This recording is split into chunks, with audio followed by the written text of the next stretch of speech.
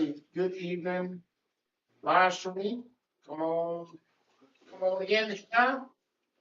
Uh, if you are on our live, go ahead, uh, share this thing, share this Bible study, on tonight. Uh, and we want to welcome you, to come join us. Get out of that bed, get off, so we get off work, come on, and be a part of our Bible study. All right, class, good evening to you all that are here on this evening. And I kind of want to keep me from doing a little work. I just figured that I would make Bible study out of kind of what we went on Sunday. That way it's still fresh uh, in your mind. Jeff, am I running a little behind? Mm.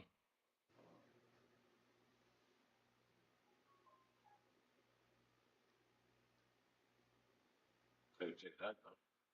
Yes, I'm running. Uh, so I figured I'll make a Bible study out of this. Uh, that way we can be pretty much abreast and used to what's going on. So on Sunday we talked about faithful management in a temporary world. Okay, so the introduction, Jesus' parable of the unjust steward is one of the most challenging teachings. It forces us to confront how we handle what God has entrusted to us. Okay, this study explore what it means to live faithfully, to live as a faithful steward under God's ownership. So I got the thing, God owns everything. We just manage what He gives us. Okay. So the background context of this is Jesus is teaching His disciples 6:1, but the Pharisees are listening. Okay, they have to be set back in the background, always listen. The parable follows Luke 15, where Jesus teaches about God's heart for the lost. Luke 16 shifts from God's compassion to our responsibility. Okay, the steward is not praised for dishonest, but for wisdom and foresight.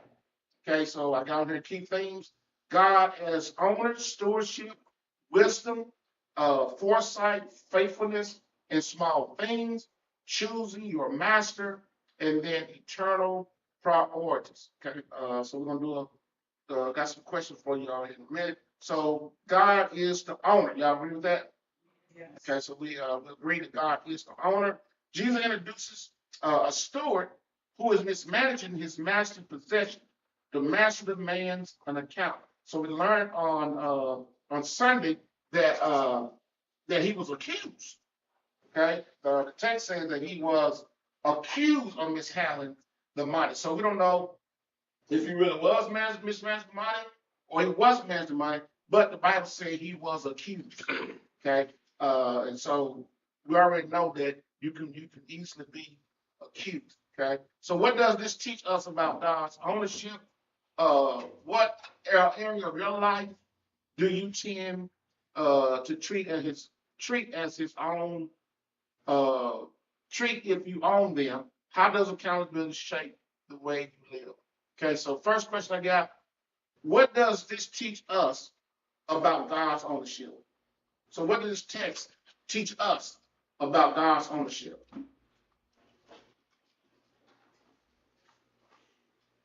What it teaches us. Um, It teaches us that God wants us to be good stewards. Okay, he requires. He said we must give what? An account.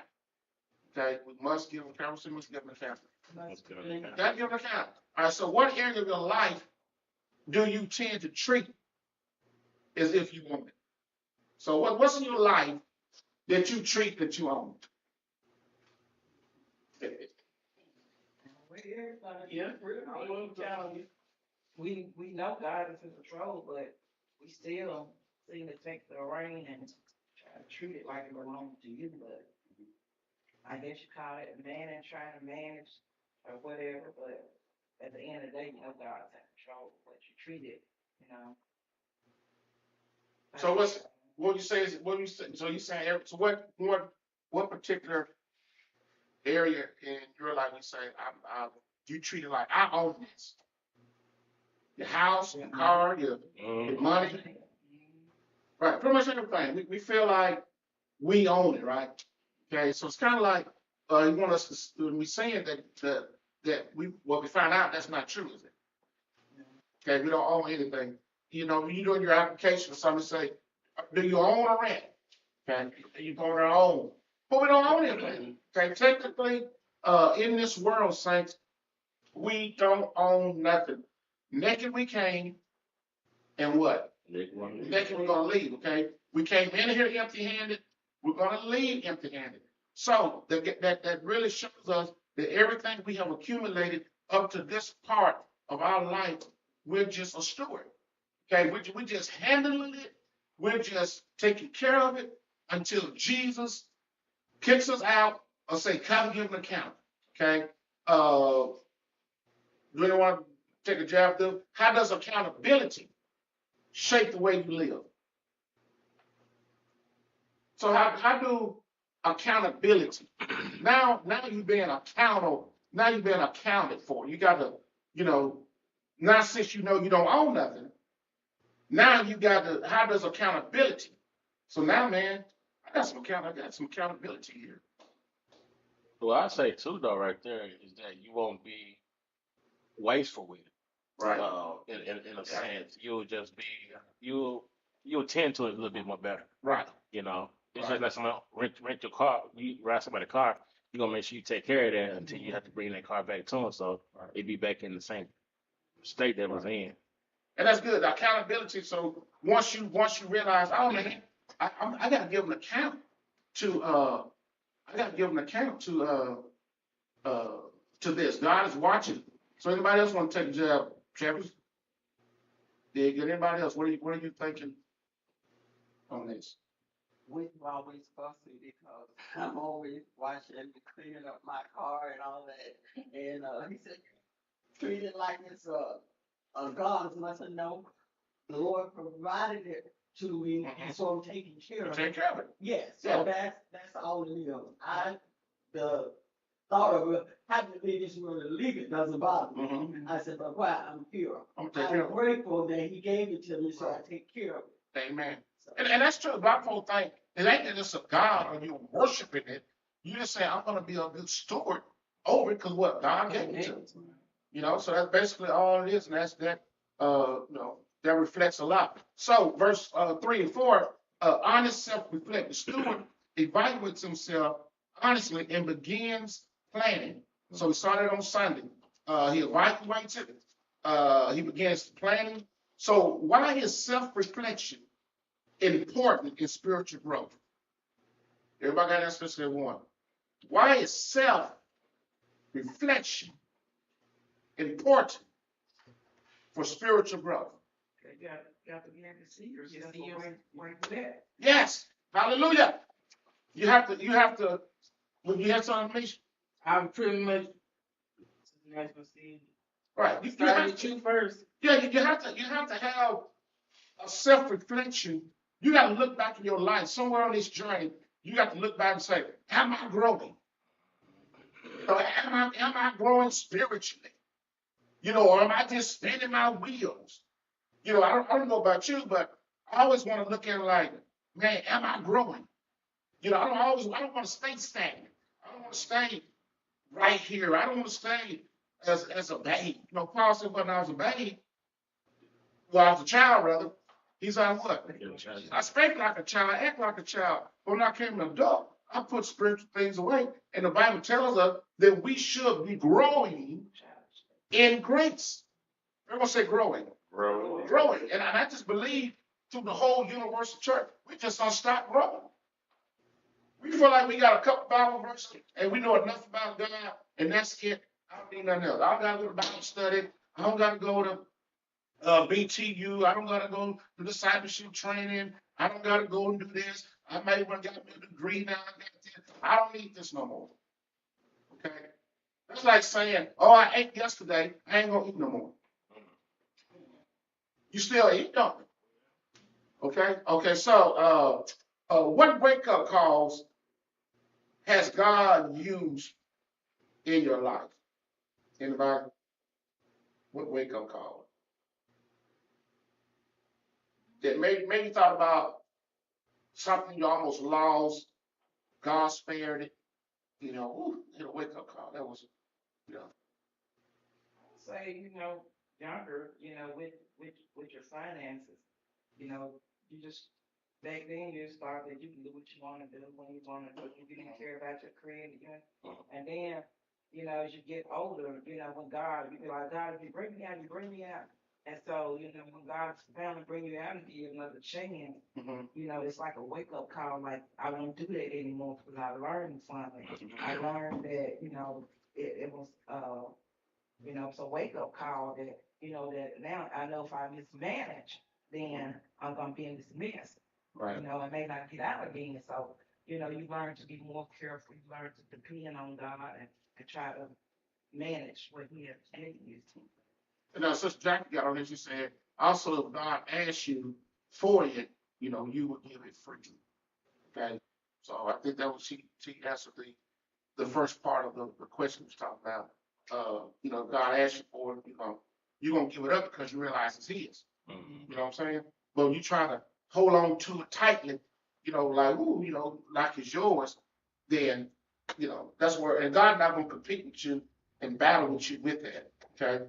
So then verse 5-7, we see here says that it says, so he called every one of his masters debtor to him and said to them, first, how much do you owe my master? So we saw a strategy in action. Do y'all agree? Mhm. The man was smooth. He took a strategy in action. The steward used his present opportunity to prepare for his future. Okay. So got a few more discussion questions. What is the difference between dishonesty and wisdom in this passage? Sister Jack, you can answer if you want to. What is the difference? And others that's on there, y'all can chime in. I see you. What is the difference between dishonest and wisdom in this passage? Because if you read it, it look like he was dishonest, doesn't it? Yes. It looked like he was dishonest. But put your thinking hat on. But he had wisdom because he already knew that he was leading, so he made that work for him instead of he thought about. He said, I'm gonna take what I have, and I'm gonna give. He broke down what somebody owed him so that later on that he can have that favor come back to him. So that was the wisdom man was using what he had because he already know that one day it's gonna be a rainy day. So that when I have that rainy day, you'll remember what I did for you. Okay, so that was good. But give me what's the difference between dishonest and wisdom? Well, the dis- It's honest was that they left pay all day that they owe, well then too, he didn't tell them the whole. He didn't tell them the whole story, or was the real reason why he was doing it. Yeah. Right. He didn't go and say, hey, I'm finna be put out. I'm finna be kicked out. So I'm gonna go ahead and cut y'all a deal. Mm-hmm. Okay. That kind of would have been dishonest. Okay. But we learned that he basically used his position and he had the right to do that because he was what? He was the steward. Yeah. Okay. He was the steward over it. So how can believers be more intentional with their time, relationship, and resources? So how can we be more intentional, y'all, with time? Because all of us in here got the same amount of time. You hear people say, I just don't have time. Which you do, Right. I don't got time. and you have to learn what matters. Yeah. And you got to manage it. Well, There you go. You got to prioritize. All of us in here started out with the same amount of time. Every last one of us. And all of us in this room use our time today differently. Instead of be somebody say, I don't got enough time. Okay. So even with that, and we know that what? God gave us what? The time. Okay. So even time, He wants us to manage that. He wants us to manage even that time wisely. You hear people say, well, I just don't have time for God. I just don't have time for Bible study. I just don't have time for Sunday school. I don't have time to go to. I don't have time. But really, they do have time. But it's really what you want to do. What with your time? And I know I struggle with the B part of the relationships part. It's like the balance, how to balance each things out. Sometimes I find myself devoting more time to something else where then this right here goes lacking. Right. You know, so it's like the relationship part is like it's a struggle for me because how can I put it? It's hard to give time. It's hard to give this much of time to this need and then give this much time to this need. I'm still working on that part basically. I think that comes from what's important to you. Right. There you go. Because Yeah. what's important to you. You're gonna make time for spend it. your time. Right. If it's not important to you, you're not gonna make time. If coming to Bible study or Sunday school is not important to you, you don't have time for it. It just gotta be. It's nothing wrong with it. Ain't nothing trying to cover it up. You just don't. You don't have time. And what you got, what you love or what you want to do, you're gonna make time for it. So we see here, the master, verse 8. So God commends the shrewdness of this guy. God commends him. Said, man, I commend him. Why does Jesus say unbelievers? I know y'all know this one. Why does Jesus say unbelievers are often more shrewd than believers?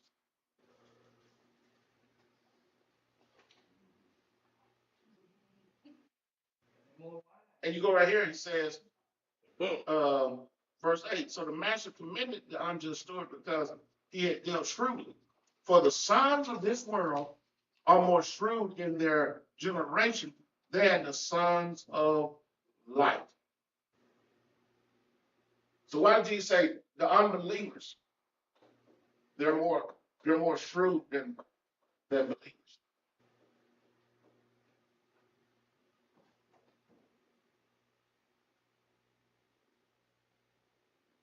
They should be true They show their true self.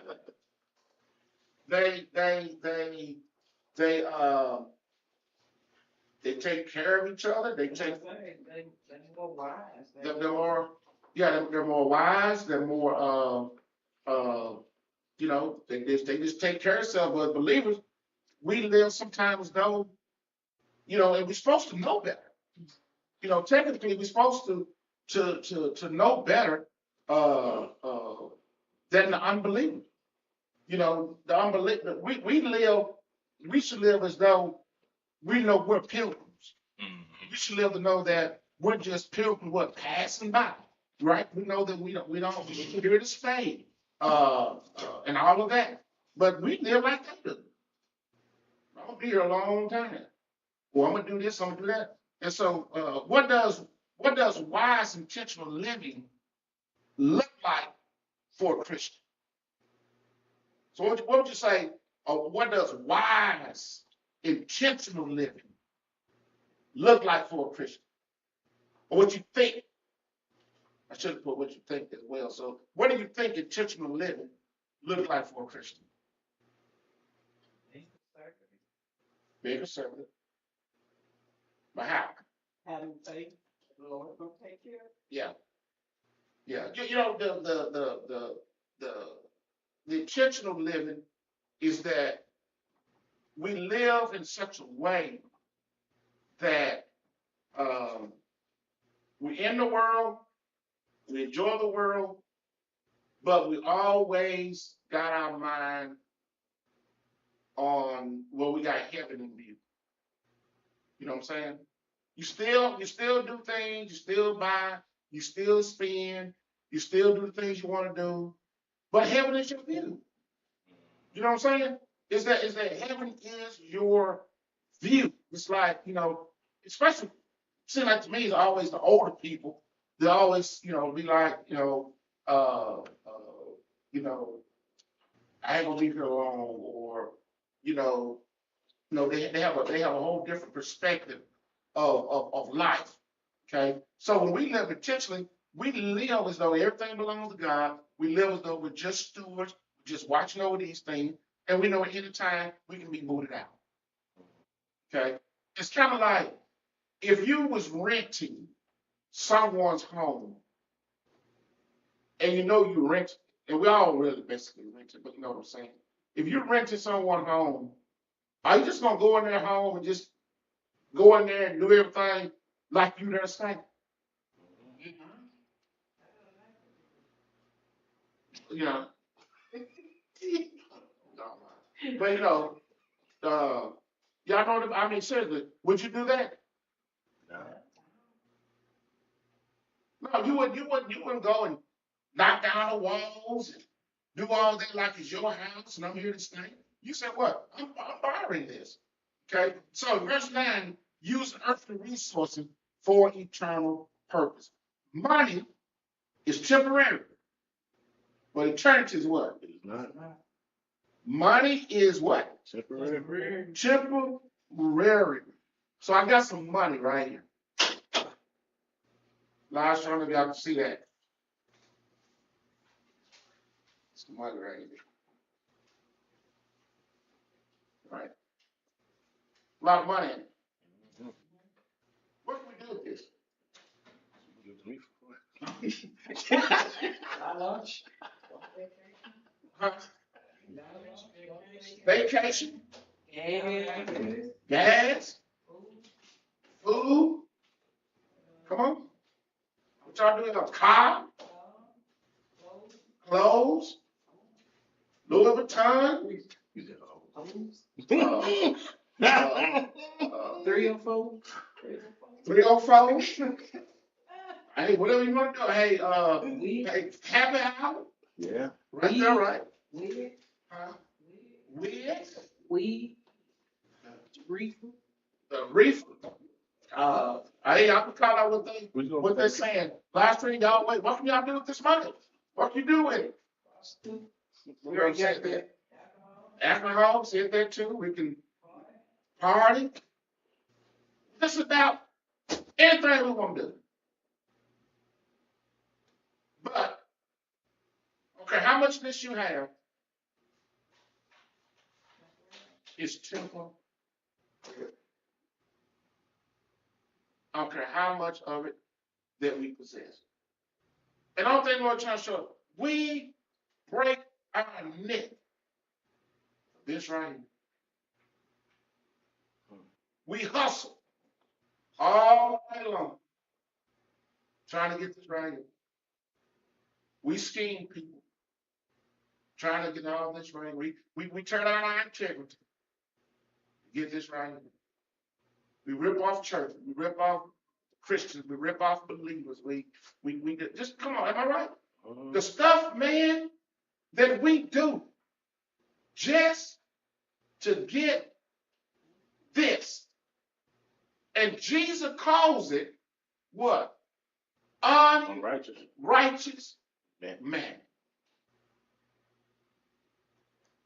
That's what he calls it. Call it filth.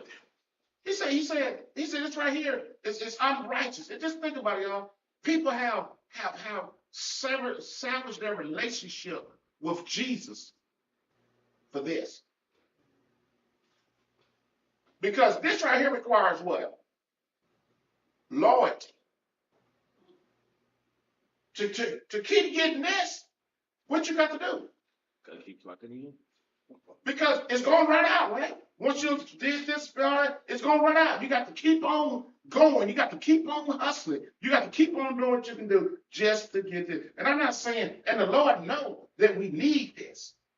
He knows that we got to pay bills. Okay? He knows we got to have it. But he said, don't put all that before me. I know what your needs are. I know what your needs are. Then I got here. So we can skip all that. The steward evaluates himself honestly and begins planning. Did I go back? Did I miss a page? I'm on 3. What's page we on, y'all? 4, 5, that's it. Y'all? Yeah, 5. 5. Okay, so how can we use money to make an eternal impact?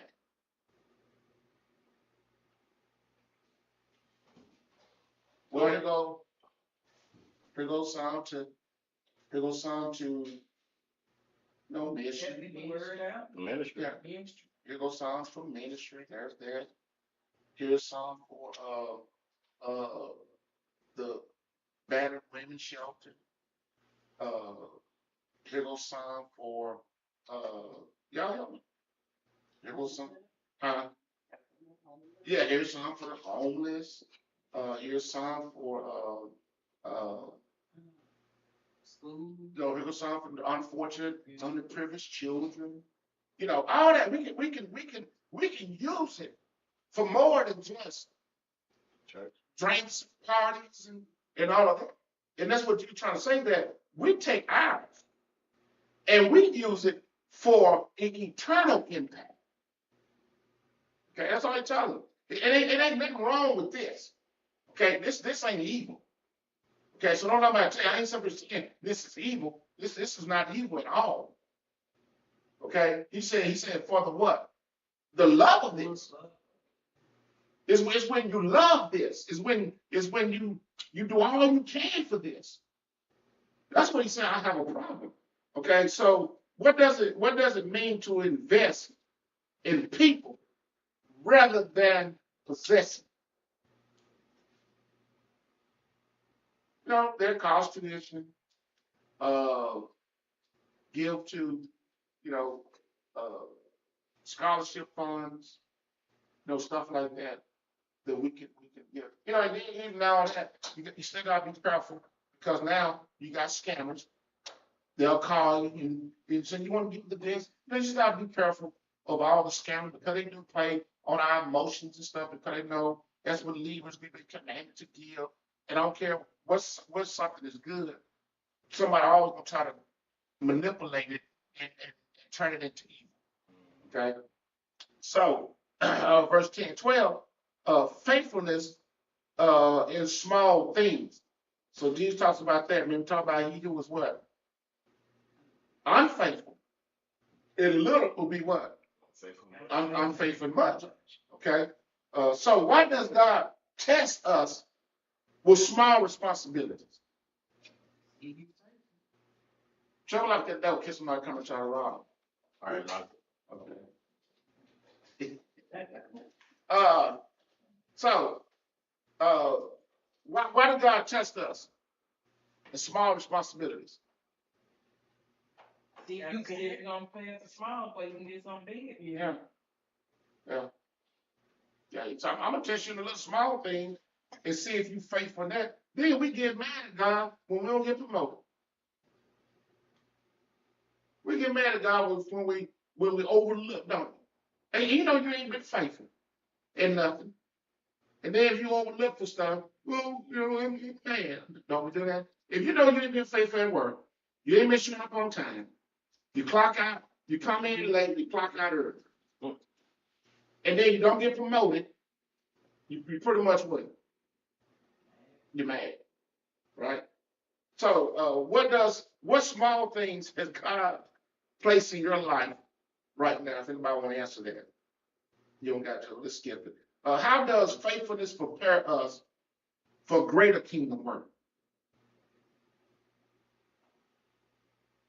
How does faithfulness prepares us for greater kingdom work?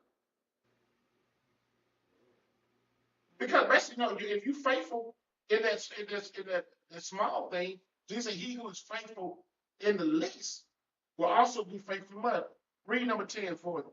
Well, he who is faithful in what is least is faithful also in much, and he who is unjust in what is less is unjust also in much. And that's true.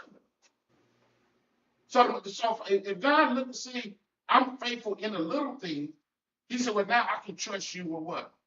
Bigger and greater things. Okay, if your child ain't faithful in driving the Volkswagen, when you go and say, okay, let me get you a CTS 5 or a Corvette. You said, no, you ain't been faithful. You ain't took care of that what I already gave you. Pretty much that's what we say. We say you ain't even I'm gonna go get you this. You ain't even keep the national room clean. You ain't even started doing that.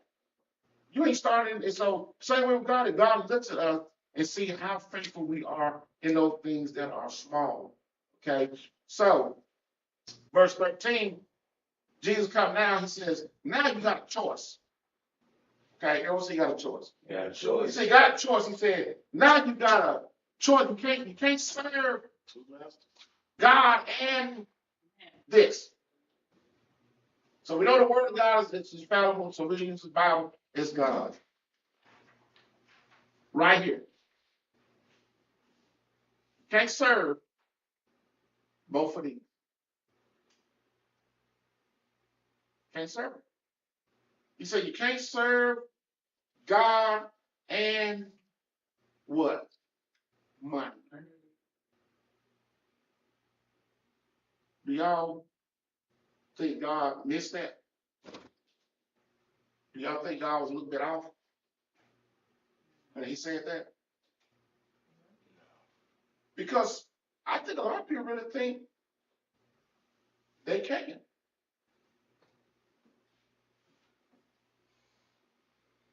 I think a lot of people think that they can. I can't serve God and that. What competes for your loyalty?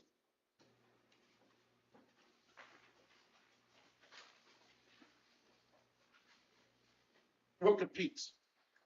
Or just say what competes for our loyalty? Job. Yeah, job. Television, Television, Facebook. Facebook, a lot of stuff. And we talked about this in remember the Sabbath? We talked about this with Walter Bergamot, and we saw what God was telling, or afraid of Israel, told Israel that he said the more money and more stuff you get, they're gonna develop what? Amnesia. He said the more y'all get, the more I give y'all, the more that I'm gonna bless you, you're going to get amnesia. That was his biggest fear. Don't go over there, mingle with those people, thinking that their blessings are your blessing and their God is your God. Don't go mingle with them, because the moment that you get over there and you get a taste of this, Oh, you're gonna forget me. The moment you get a taste of it, because you didn't know what a Sabbath was. Remember, Pharaoh had one command, and what was it? one word. More bricks, more bread. They didn't know what a Sabbath was. They didn't know what rest was. Then Pharaoh said, they're lazy. And most of now they're not lazy, they're tired. They need a break, man. So God said, look, I'm going to bring y'all out of this. When I bring you out, I want you to take the Sabbath. I want you to take it, and I want you to rest. Get some rest. And we know that even God took a break and took a rest, but God said, don't keep hustling for this. Somewhere in the game, you got to say, Lord, I'm a Chick-fil-A. Said, look, I'm not selling my chicken 7 days a week.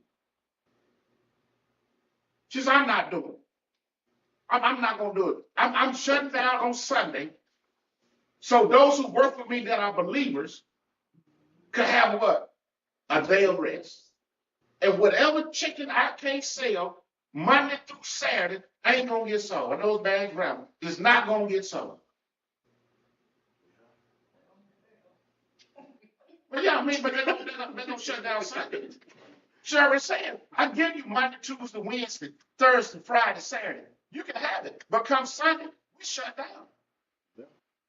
You take BH Electronics.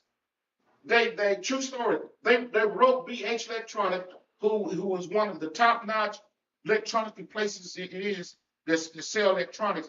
And they contacted them, and during Black Friday, they said y'all need to be open because shoppers are shopping on Black Friday, and we need y'all to be open. You know what they told them? We ain't open. We shutting down. This Sabbath, we give it to our people to take a rest and take a break. Well, that's the biggest day it is in America. They say we don't care. And guess what? They still got employees. They still open. Because God said, if you honor me, I'll honor you. Then scripture too tells us that a little with God goes further Go further. than a lot without him. Yeah. So I'd rather take my chance on having a little Have a little. with Have a God little. than having a lot without him. Yeah. I'm trying to think of this was it a track star, y'all, that he refused to run. He had refused to run on the Sabbath or something like that. He was a Christian, and they ridiculed him about it. And he stood. Maybe you Google that, Mitch. Google the story of the man who refused to run on the Sabbath. I may be messing the story up, but paraphrasing it, he stood. He didn't run, and then when he did run, he ran. He ran at a race that he wasn't used to running. Okay, he ran in the race. I don't know the terminology about how they run, but he got in this race that he wasn't used to running, prepared to run or nothing. But since he didn't run on that particular day, Eric Liddell, Eric who? Liddell, Liddell, read a little bit of it. was a Scottish athlete Scottish athlete, yeah. and devout Christian who famously refused to run the 100-meter heat at the 1924 Paris Olympics because it was held on a Sunday. His commitment was to honor the Sabbath, saw him switch to the 400-meter race, which he won, set a world record of 47.6. You stop there. You stop there. He said, I'm going to honor God. I'm not going to run today. So he had to get in a race that he wasn't familiar running and win. God said, because you honored me, I'm going to honor you. Set a record. Yeah, he set a record. Don't tell me what God will do, but if you take a stand and say, I'm not driving my bus on Sunday. My bus don't run. I'm not flipping one bird. Because I'm honoring God. God will make sure your bus run every 6 days. And I like your pastor when it said his life is considered a powerful example of integrity and prioritizing faith over personal glory. And it said despite immense pressure to compete, he still firm in his faith, a decision to detail. He instead competed in the 400, which is not his primary event, Right. and he still ended up winning the gold medal. Yeah. So saying you can't make it up. You can't make it up. I look at people. So what are you doing? You're killing yourself. All you gotta do is trust God. Trust him. You think $20, that $20 goal ain't gonna get you nowhere. I was working at Kroger's. And yeah. I was working at Kroger's. And had a second job working at Kroger's. And trying to make, we had to feed y'all. Because y'all was greedy, had to feed you. And so I took a job. I took a job at Kroger's, so said, and I went in there and I told the man, I said, I don't work Sundays. He said, well, I don't know. I said, look, I work Saturdays. I come in after I leave the water department. I said, but Sundays, I don't work. I said, I go to church, I serve the Lord. He said, well, one day, they was during a holiday, some people called in. They said, ran up to the office. I go up to the office. They said, hey, man, we need you Sunday. I said, I told you I don't work. And he said, well, we need you. I said, I told you I don't work. Well, what if we pay you double time? I said, I don't work, man. He said, look, man, you've been here for a whole 2 years and you ain't never worked the Sunday. I said, look, I'm not working. You know what he told us to say? Either you work or we part in our ways. I took out the little old chrome apron, untied it, took it off, gave it to me, and left. So you're gonna quit because you're gonna work Sunday. I said, I told you I don't do Sunday. I didn't compromise just that one time. You know why I didn't compromise? Because all it takes is one time to compromise. Yep. They say, if you work this Sunday, It worked. It'll work. you'll work the next one. I said, I'm done. I canceled. I said, babe, I quit. What? I said, and I went to FedEx. FedEx was off on Sundays. I mean, you know, but what I'm saying is that somewhere in the game, you got to say, I'd rather serve God. You know what I'm saying? And out of my whole time of working part-time job, I never worked on a Sunday. And ain't planning on it. Because that's the time I say, I give to the Lord. And then when I see people like do this stuff, you know, I see young people, they get a job and they'll be in church and the job will say, well, can you work Sunday? They say, well, yeah. And all that Satan does is uses that to pull you out. That's it. There's other jobs, other things you can do that you don't have to sacrifice and give up that day. But it just depends on what, y'all, how loyal you are. Okay, it's nothing wrong with it. I'm not saying it's bad. That's just where I stood, and that's where, what was your name? Eric, my dude. Yeah, Liddell. Yeah, yeah, Eric, whatever. That's where he stood. That was just his conviction. And so that's all I'm saying tonight is that all of the depends. God said you can't serve money, and you can't serve me. Both of them require loyalty. You're either gonna be loyal to me or you're gonna be loyal to this. But God said be loyal to me. So when we're loyal to God, God is now responsible. You put the responsibility back on God. Lord, you said this. Now either you're gonna do what you say, or you ain't God.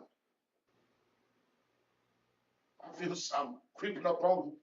So, evaluation, your stewardship. We're gonna speed up. Okay, he said, am I managing God resources or wasting them? What needs to change? Okay, so if you feel like, man, I'm just wasting my money, I'm wasting it. And I know a lot of times as young people, we do that. We waste our money. Earl say we waste it. We wasted. We waste it. I wasted. I mean, I probably wasted.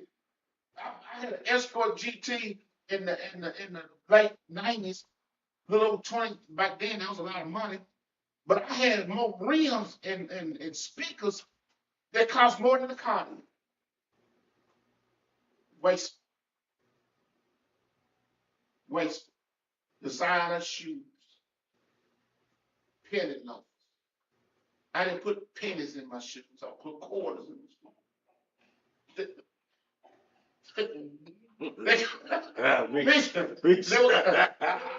They were called penny loafers. I ain't put no penny in my shoes. I put a quarter in my shoe. I got a quarter loafers.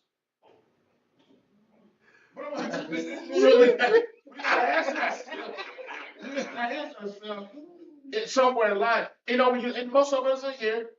Can we say we don't waste some stuff? We don't waste it. Yeah. You know, we waste it. But now we thank God that we're on the road and we're on the tour and all that. I mean, people ask me, I stopped now, y'all, in a little flea market. I got me some nice shoes, got me 2 suits. These are nice, 100% wool suits. And guess what? I love that suit better than my tailor-made. I wear it all the time. Feels good. It's probably $800-900 suit. I forgot the name of it. But I got it. Guess how much I got it for? $4. Took it to Miss Lane, got it tailored all up, cut up, and got it to fit, and I wear it. Because I learned now, it ain't always about the the name brand stuff and this and that, because some people, there's an old saying, someone's trash is someone else's treasure. Think about it. That's the good stuff that we just throw it away. All right, so what needs to change? Plan with eternity in mind. There was a plan Clean with eternity with eternity. in mind. Identify one area where you need to be more intentional. Okay? There was a more intentional. More intentional. All right, so practice faithfulness in small things. Choose one small responsibility to handle with excellence this week. So start small. Find one little small responsibility and say, I'm going to handle this with excellence. I'm going to do this with excellence. Okay? It means everyone say start small. Start small. Just start small. Find something small. And just say, you know what? I'm going to start right. Don't start big.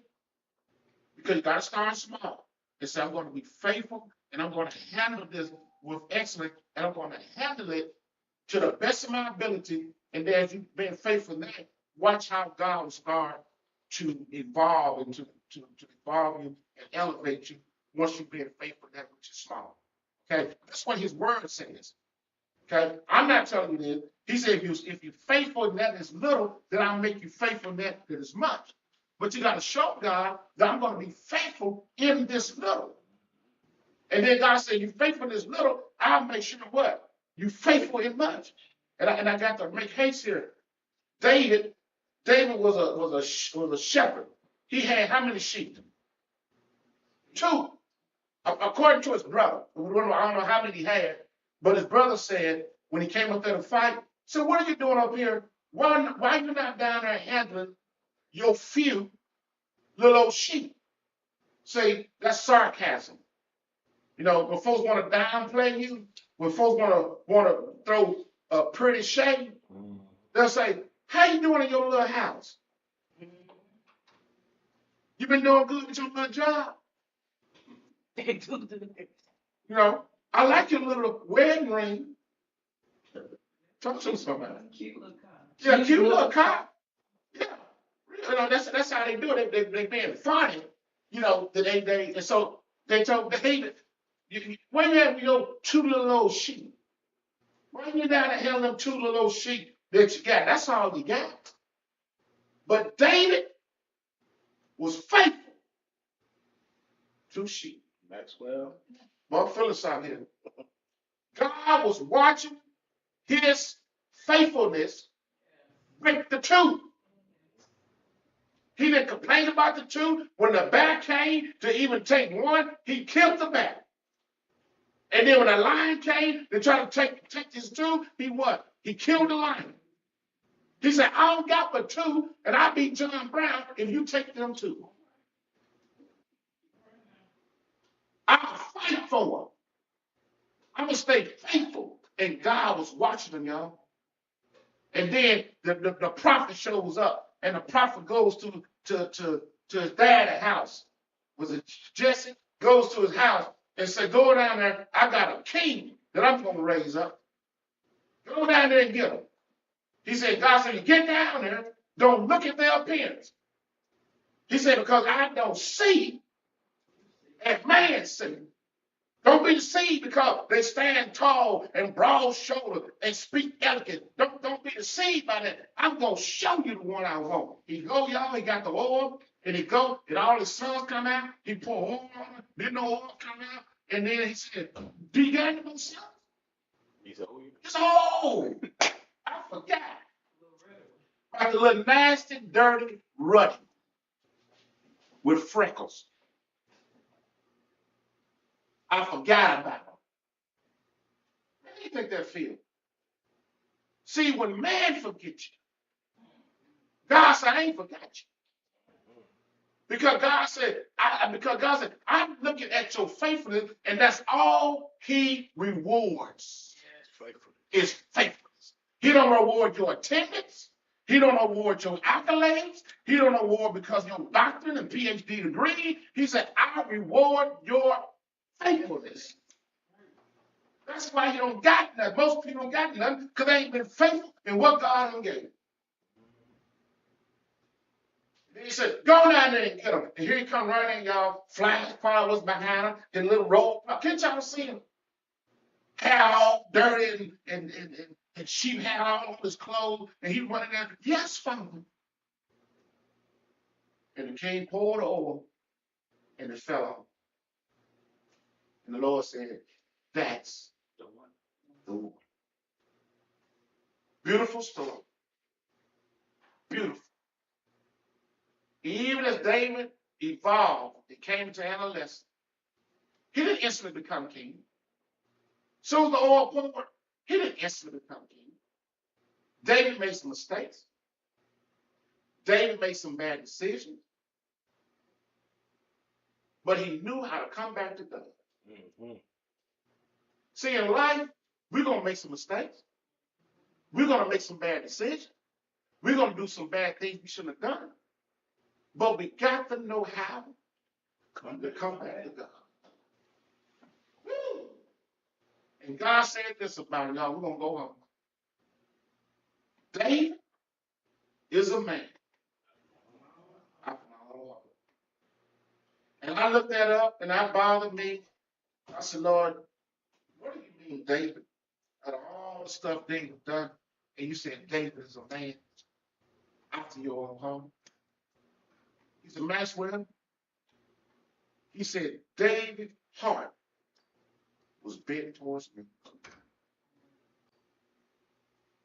And he picked up the son, a pen, and write the 150 songs. So, oh God, created me a clean heart. Renew the right spirit. Oh, yeah. He said, Lord, he said, I sinned, and only I sinned. Against you. He said, I sinned against you. You are. I ain't talking about your right. I know I messed up. He said, but Lord, and your husband called me in Bible study to sin. He should be here, but he calling me. But anyway, so that's the end of Bible study. Any questions? Live stream. Thank you for watching.